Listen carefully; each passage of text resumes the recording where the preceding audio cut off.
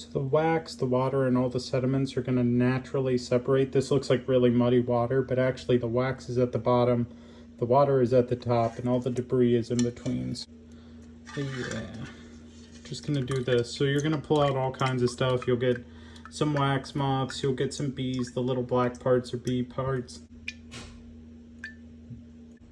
As it cools, you'll see that it gets yellow and it'll start to crack. And that means it's time to pour it out and start over again. So I dump my bug juice into my composter.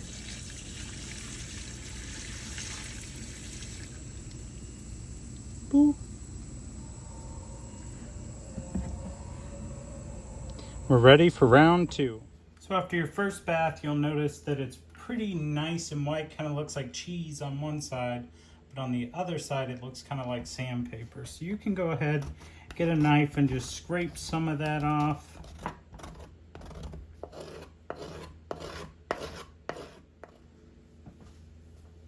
Alright, so now that most of it is gone, we just break it up.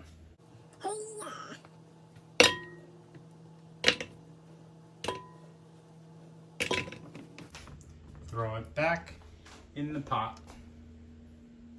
So what I like to do when I render it is I just put a little bit of water in there so that as it heats up, the water is boiling and not just burning all the wax. And the wax and the water will separate when they're cooled, so it's okay. It kind of gives it a double boiler effect. So now that the water's in there with the wax, we're just going to boil it.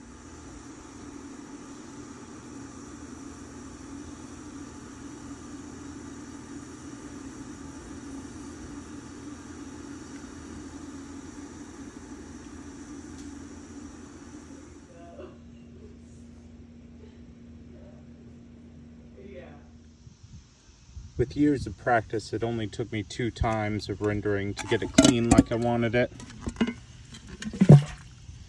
Just dump out the water. If it's pretty clean, that's what you want.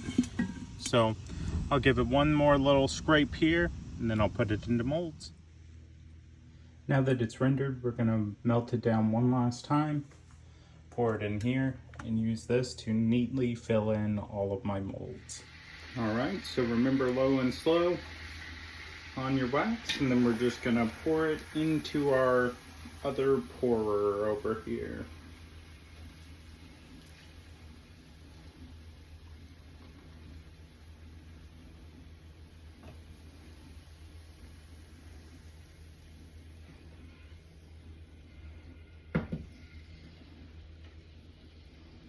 Oh, thank you. I do not want my kitchen on fire today.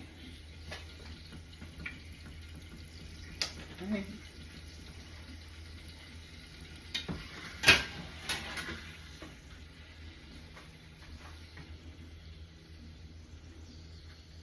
It's safe to touch. Good, good, good. So there's going to be a little spillover, but that's okay.